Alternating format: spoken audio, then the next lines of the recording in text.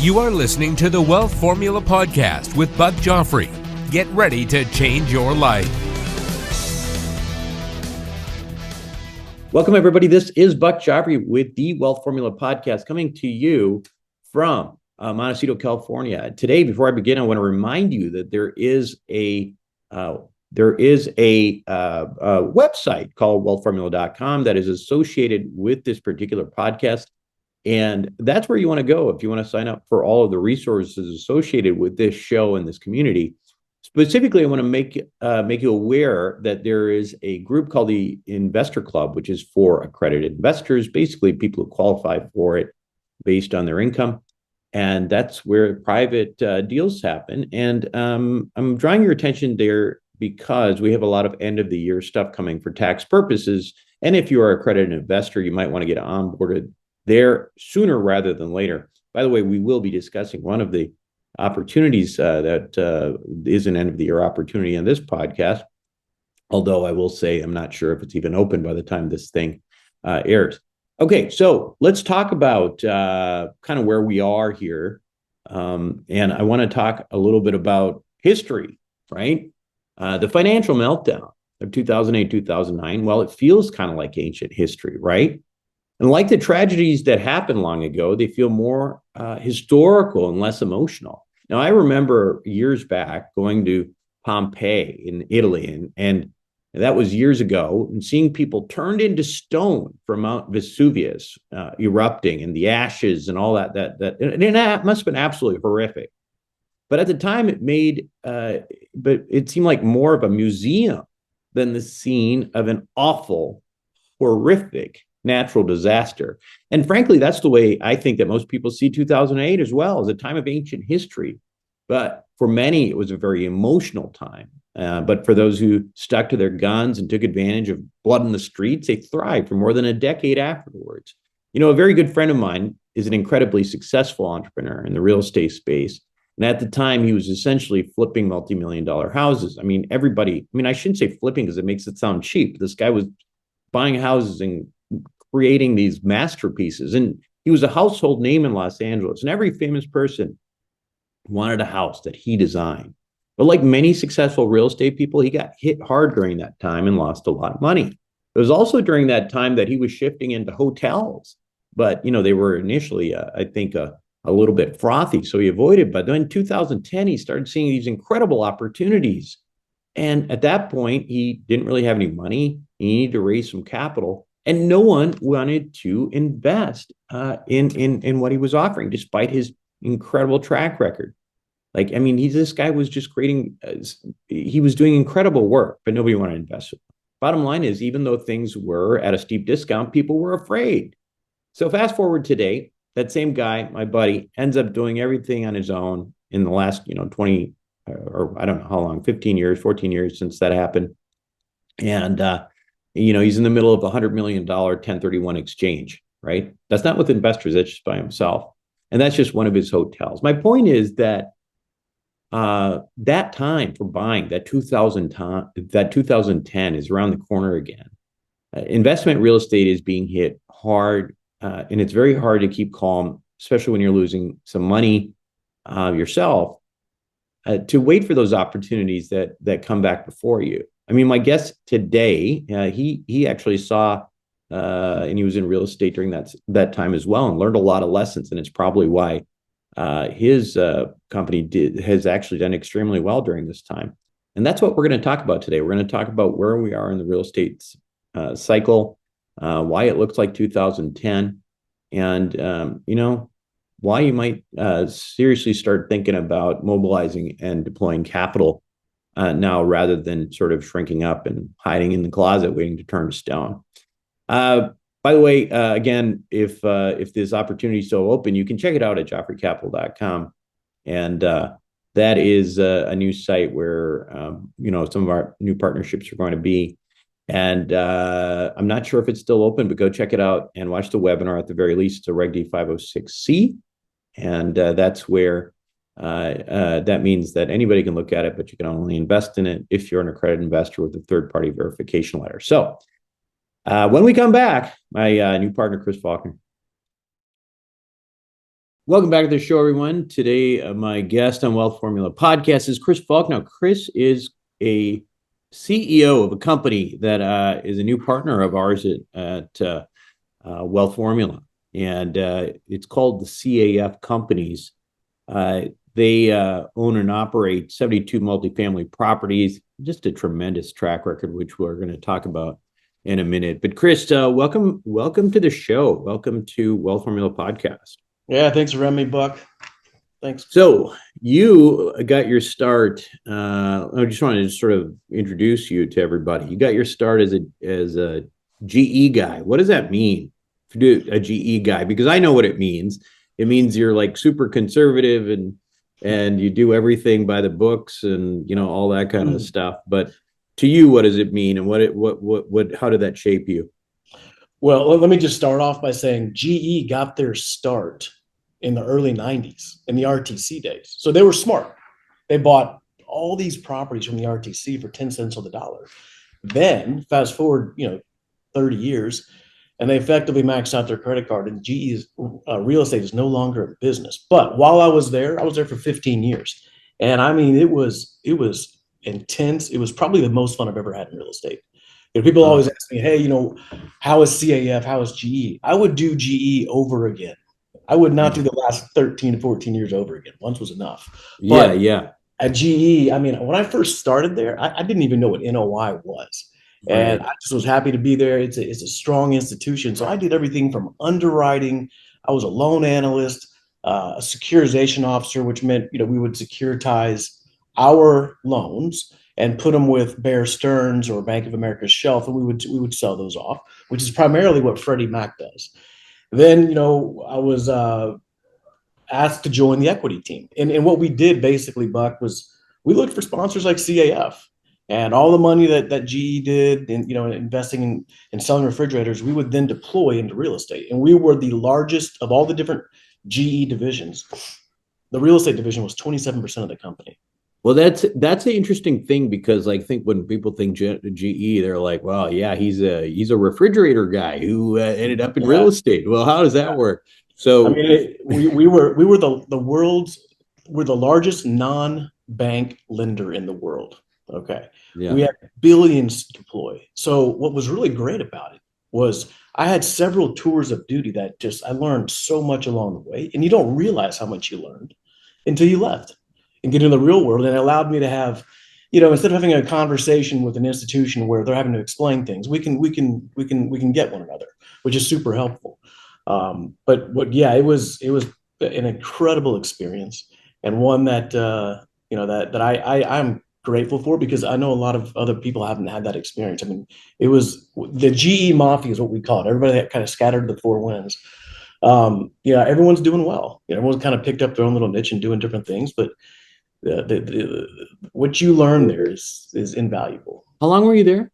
About 15 years. 15 years. And then I guess one of the questions I have is like, so what are some of the principles, I think, like when you look at your experience and what molds you now, and maybe some of the principles that you're using, because you've been very, CF, and we'll get to this in a minute, it's been quite successful, and specifically without, a lot of downside or loss and things like that. What are you doing that you think that maybe it helped to be at a company like GE? I mean, is it discipline? Is it, I was going to say that exact word, Buck. I mean, the discipline that you are required to have to survive and thrive in that environment. You always say you like to walk, but it's best to run. The people that would walk, they didn't last long. Okay. And we would develop, a team culture that was pretty unique, and everybody was very sophisticated, disciplined, and stuck to their knitting. And so we could count on each other, and we learned from each other. But it was definitely an intense environment. That one right there probably is a crucible that defines, how you will succeed in that company, because every time you step into the committee to pitch a deal, to discuss a strategy of a portfolio, all eyes are on you, and every word you say has merit or not for your future. Yeah. So you can really impair your career in just one meeting. Right. So 15 years there. How did you, when did you decide, and why did you decide to build a company that ultimately becomes CAF, and why multifamily real estate? Man, so when I was an underwriter, I would underwrite retail, multifamily, self-storage, industrial, and office. I mean, I was a jack of all trades, but I loved multifamily. That one made the most sense to me. So there's that answer. But in 2005, when I was asked to join the equity team, they're like, hey, look, if things go south, you developed a skill set that you can take outside of the company. In 2008, it became very obvious to me that I was going to need to just, create that. I've always wanted to own my own company, start a company, be a part of it. And in 2008, I began to really get the wheels in motion for CAF. And so there was a guy that I just happened to join the board of trustees at my church. He's a very, very, very wealthy man. With my resume and his balance sheet, we were financeable. So in 2008, he's like, let's go buy some deals. I told him I wasn't quite ready. Fair, I wish I would have said yes at the time. Yeah. We spent the better part of 2 years working together, and in 2010, we got our first deal. Yeah. What did you learn during the last downturn, down in 2008? What did you learn from that specifically? I think you referenced it a little bit, just being there at that time. So those were some dark days. We had a lot of, obviously GE was doing a lot of layoffs, and a lot of good people left, had to go, were asked to leave. So from a humanity perspective, it was tough watching people you've effectively grown up with. And there wasn't a lot of opportunity out there. So people were really just kind of going into a black hole. From a business perspective, this is kind of what I see going forward as well. But if you recall, in the early 2000s, all the way up to about 2007, there was really no lender discipline. I mean, it was wheels off. They were just writing loans left and right. And it was primarily the agencies. And they were getting very, very careless. And of course, that's what created the downturn. And that vacuum, I mean, a lot of sponsors went away. They had to give back deals. And I promise you, the lenders have a long memory. We had to give one of our sponsors had to give a property back. And in 2007 or 8, and I had lunch with this guy from Freddie Mac a year ago, and he listed the name of that property. So they remember. So there's an incredible intensity from a business perspective. We saw, some of the sponsors that we were lending money towards, right? They wouldn't pay their vendors, or so we saw a lot of people step in it, and it really gives you insight, visibility into how to navigate tough waters. So here at CAF, we have 3 former GE colleagues, and we hired a guy from Invesco that's been there for 25 years. So we have a lot of institutional mindset around here, a lot of resources to go back and hit rewind and say, how did we handle that? Very, very valuable. And it gives you, I mean, look, I know that there's a lot of fear and capitulation the last, call it 18 months. But when you've been there twice, I think, at GE, it helps you, I guess there's a little bit more calm in the midst of the crossfire. Yeah. And along that lines, I think it's, one of the reasons I was impressed with CAF and wanted to, get our groups aligned here was the fact that, I mean, you're doing pretty well, even in these rough waters where it's not like you've had any equity calls or anything. Tell us about your portfolio. How big is it? How's it doing right now? Yeah, thank you. The portfolio is doing very well. I mean, look, I'm not a micromanager, but I'm a control freak. So I tend to, things have to be pretty square for me when it comes to other people's money. And we are first and foremost investors. So we take that mindset very, very seriously. But, when we have, as a portfolio, we have 22,000 units. We just actually picked up a third-party management deal today from another group that's gone under. Mm-hmm. So people are reaching out to us to kind of help right their own ships. But the health of the portfolio is strong. We were all about caps before caps was even a thing. We would, because they were so cheap, we were putting caps on deals back in 2015, 16, 17. They were so cheap. And then when we would sell a property, rates got a little higher, and we would actually make money on just selling the caps. So the caps obviously helped us keep the portfolio in check. We were buying below what the lender would require.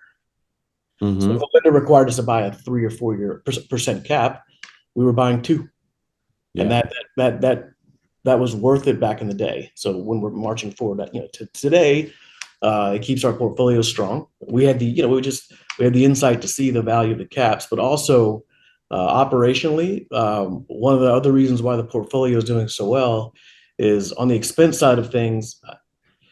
Yes, it is a nickel and dime business, but if you just mind the store, you're going to get smoked in a market like this. So we have a very duplicatable, repeatable process that keeps our expenses super low. We actually pay our vendors so that they, in times of trouble, you need friends. You need vendors that'll show up and take care of the work orders. Things will spiral out of control quickly. So the portfolio is doing well. Yes, we've not had to do capital calls. And we also team up with some pretty great other firms that help us become smarter ourselves. Like Cantor Fitzgerald's one of our strong partners, and Goldman, and they all have requirements, Buck. Yeah.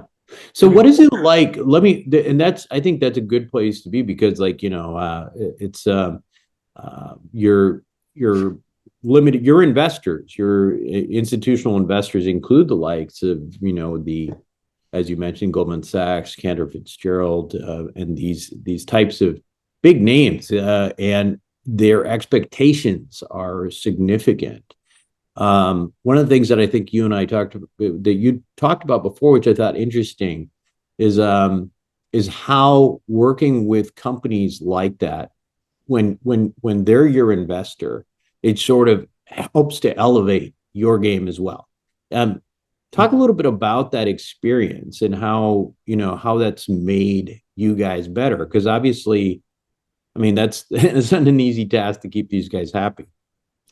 They impose their structures on us. When you elect to do business with an institution, you are electing to release a little bit of what you're normally used to doing, and that's business as usual. For example, when we do our accounting, we had to restructure it a little bit to be on par and comply with Goldman's and Cantor Fitzgerald's accounting standards, which is a win for the investor. You're getting a gold-plated coffee maker, and it's really interesting because all of the systems and controls that they have that are regulated by the government or by the banking jurisdictions are imposed upon us. So then the investor can take comfort in the monthly report. Where's the money going? Are the GLs being actually looked at? All the compliance is there. So yeah, we make each other's. They rely heavily on us to bring them good stuff. And when we can bring a Goldman to the table or someone like that, or just a name, we see the good deals, Buck. And it's not only for a Goldman deal, but that kind of naming convention. Look, when we were at GE, we called it the meatball, the logo. So you take that meatball off your chest, you're just like everybody else. But those relationships I had while I was there allowed us to uncover some pretty strong relationships here at CAF. How do you see the market we are in right now? I guess, we know rising interest rates, lack of liquidity in the markets. What's your view on this market as a potential buyer, potential seller? How are you approaching it?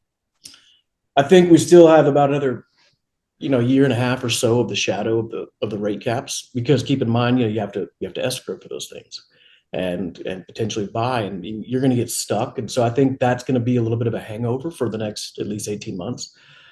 What I do see is this is very indicative of where I think we were in the markets were in 2009, call it maybe 10. 2009 was just really, really bad. But in 10, people were starting to thinking about it again.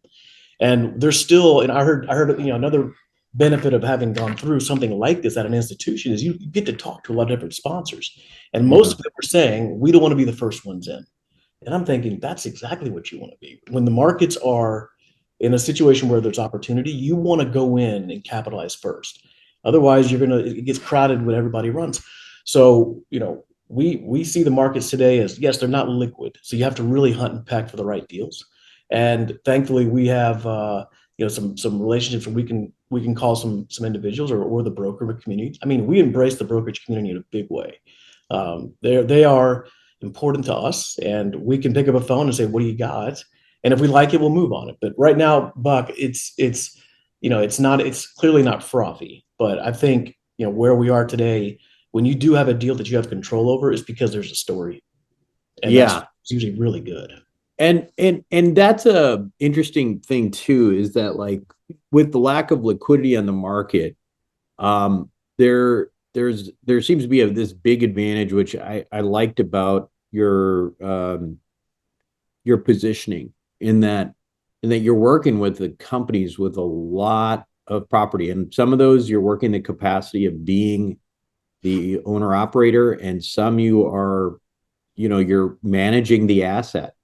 And so you're interfacing with a lot of very big landlords, and that is giving you potential deal flow access, right? Is that it right? does. It absolutely does. And we get first bite at the apple. There's a deal. The answer is yes. On more than one, with more than one partner. So we're seeing, obviously there's one partner we have that just is electing to move on from the equity side of business, and that's been great. We've had a great disposition relationship with them, but there's a handful of others that they know that we can move on a deal, and that look, this is a one strike you're out business, so performing is everything, and much to our equity's displeasure sometimes, because we drill so far into the weeds to make sure we have everything airtight, but that's how we get the good deals. That's how we get a name that fosters strength. So we can bring the good deals to the investors. Deals will trade, but the really good deals will trade to a select group. We've learned. Yeah, 100%. And that is has that also been a benefit, I guess, on the sell side as well? I mean, you kind of have an idea of what buyers want, right? Like, so you can kind of position them and kind of get the most for your money when you're ready to sell. I call it the magic bubble. Every deal has a life, has a time to go, and at CAF we are a supreme fiduciary, and what I mean by that is we're not going to hold on to a deal for for a management fee or for employee headcount. We're not going to do that. We don't always have major decision rights with Goldman Sachs or Cantor or Carlyle or other opportunity funds. Sometimes they want to sell. We don't think it's the right time to sell. But we're good soldiers, we're good partners. We will do that because obviously they're the major decision in that one area. But when it's time to sell a deal, it's time to sell a deal. Otherwise, you will get stuck. And we're opportunistic, so we want to make sure. I mean, our track record is very strong. And yeah, tell us a little bit about that. I mean, it's for pretty darn conservative underwriting and that kind of thing with no capital call history, all that. Your average returns are pretty darn good. What does that look like? So since we've started, we've sold, I believe, like 25 property at our average 23% IRR to the LP. Almost 1.8 multiple. It's been a good run. Look, we've had some that are not great return, but on average is 23%. When I say not great, we're still talking better than we underwrote, but it's probably in the 15% range, and on a handful of occasions. But we've also had some 55 and 65% returns. Yeah, on average, it's been very stable. Point out that IRR is actually, that would probably not. We usually think that in our group with annualized returns, so 23% is probably. I think we came up with about a 27% annualized return average. But with with no loss, so that's pretty significant. Let me ask you this: where do you see the real estate market going over the next 5 years? I mean, I've thought about this a fair amount, Chris, because you mentioned 2009, 2010. And people are like starting to think about getting back into real estate and stuff like that. And the first movers, they actually end up probably being the biggest winners. at that point. Yeah. And right now, it's just like, even when there's deals, it just seems like there's still a reluctance to move.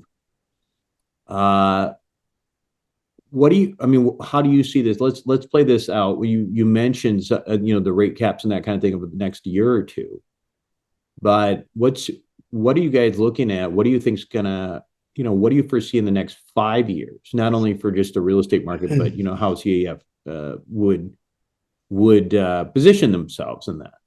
So, obviously 5 years, goodness, that's an eternity in real estate. I mean, just looking back 5 years, what all has transpired. I think over the next 5 years, well, first of all, you're where we play in the Sun Belt states, you're talking major inflow of renters. You're talking housing prices not coming down a whole lot. You're talking about interest rates probably coming down for sure, but by how much, nobody knows. Point being, we are going to have a robust renters pool. So as a sponsor, as an owner of real estate, I love that. The lending community always has a strong footprint in the real estate deal. So as an example, and as I mentioned, it was there was no discipline in the early aughts. There was probably spot on discipline by the agencies and the teens. Very impressed with how they were not getting carried away. And what happened? Values were very stable. They increased very well in the teens. It wasn't until things got real crazy with the bridge loans that came along that values really ramped up. Why? Because it was a means to an end. There was a lot of interest rates were so low, and people could use bridge loans to get away with any pricing. And so that's why, right? So what I see happening over the next five years is we are capitalizing on deals that either have a story or have an edge or have a relationship, and those three things is how it's really how we started initially. But we've been through what I would say is the longest real estate cycle ever. I mean, it really started in 2010 and probably finished last year. So it's a 12-year cycle. Most cycles are much more precipitous. So I think we're going to see, a lot of movement in 24. I think people are going to really start positioning. But what I think, Buck, is it's going to be real hard for the new person to come in to the industry in a profound way, I should say, unless they already have all the equity in the world. But I think you still have a lot of money, as there's a ton of money out there. They just want to trust the source. And so I think you're going to see a lot of deals that are get done behind that won't be necessarily marketed, and they'll be beneficiaries for that. But overall, I think it's going to be the lenders will be taking a very stable and conservative approach, and that's going to keep pricing as it should, growing in a respectable manner. Liquidity, anybody's guess. It's just, I think people are ready to go, and as these loan maturities, Buck, it's really the loan tests that are going to be the determining factor of what hits the streets. And that is when, you have to meet certain debt yield requirements. And if you don't qualify, you either have to pay that loan down or you have to give that loan back. And that's going to create a lot of excitement for people that are looking to buy. Yeah. What's your take on the money on the sidelines right now too? That's the other element, because if there's a lot less liquidity, where's that money going? I mean, you're an institutional guy. These guys, they have to deploy. They're putting it in treasuries right now. I mean, treasuries are so high, so it's an easy place to park money. But man, greed ultimately, and curiosity, intrigue, it's all there. Real estate is a fascinating vehicle. You get the depreciation. There's all these things that it's a tangible asset. It appreciates during inflationary markets. So the money's there. The money is also growing in the form of treasuries, and so there will be a time when they're ready to go. Because if interest rates, if the yield curve proves out, then there will be a time where it'll be much more attractive to get back into asset producing assets. So, well, and then one thing that's kind of interesting about that too is, somebody actually had said to me, with interest rates being high now, isn't now the time to sell? And actually, that's kind of backwards in a way, because if you're looking at it and if you're anticipating rates to go down, that is actually going to drive up prices again. And I think we're going to see some cap rate compression for sure. Right. And so, I mean, there's obviously a relationship there. It's not pound for pound, but there is a relationship there. And yeah, I do agree. The trick though is, if people say, well, the smartest guy in the room will proudly tell you that, why would you fix rates when they're at their all-time high? And I'm like, well, look, it's not like that. That's one way of looking at it, I suppose. But what we like to do is look at the whole process of what we're dealing with. If I'm going to fix a rate, I'm doing this very same thing by putting a cap on my deal anyway. Okay, they're probably just as expensive, if not more. Yeah, and there's risk mitigation there. Obviously, that was like one of the that's the biggest issue. It takes the pressure off, and you dial in some flexibility on the exit, and you have effectively a floating instrument, but with no risk. Right. And I mean, ultimately, that philosophy or that approach has obviously proved successful, and because some of the times that we've been on now have been some of the toughest, certainly in the last decade, easy. There's just been a lot of companies that, because they were heavily into floating rates, got into some trouble. So that is a very good point, and I think that's something to think about. I've advocated right now for sticking to fixed debt as well, for the same reason, because at the end of the day, we don't know for sure if there's still as much as the yield curve is suggesting everything is going to go back down. I mean, it's good to have a little bit of a buffer zone if there is if there is some volatility there along the way.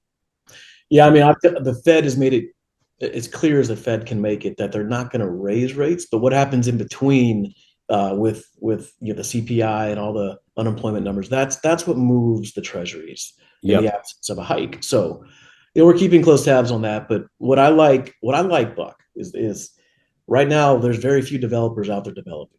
They can't pencil. So what you see going up is probably all that you're going to see for a while. What does that remind you of? Well, it reminds me of 2008, 9, and 10, and 12, because they couldn't develop during that period. So we had a shortage of real estate with more people coming in to the markets that we like. I see a very familiar path, and we plan on capitalizing on that for sure. And certainly looking forward to doing that with you, Chris, and glad to have you as a new partner for our investor group. And for those people do know that we do have an opportunity actually that's live right now, and it's effectively one of these stories about institutions needing to sell, and an asset that is really in good shape, and with new debt, essentially cash flows from day one. It's a great asset. So anyway, I'm sure you'll hear more about that, and we'll get some more information out to you. But Chris, I do want to thank you so much for being on Wealth Formula Podcast, and coming out and I guess meeting the community here. Hey, I appreciate you having me on. It's always a pleasure to be with you. So thanks again. Thanks, Chris. We'll be right back. Welcome back to the show, everyone. Hope you enjoyed it. And I do want you to, again, go check out that webinar at joffreycapital.com. If nothing else, you're going to learn about a new group, and a little bit about this opportunity and everything else. Again, I do want to emphasize, whether or not this opportunity is open or you participate, there is lots of other things coming up as end of the year tax plays and that kind of thing. So go to wealthformula.com and join Investor Club if you're an accredited investor and get onboarded. That's it for me this week on Wealth Formula Podcast. This is Buck Joffrey signing off. Thank you for listening to the Wealth Formula Podcast. Visit us on the web at wealthformula.com. The information contained in this podcast are opinions, not fact. As always, consult your own financial team before making any investment. See you next time.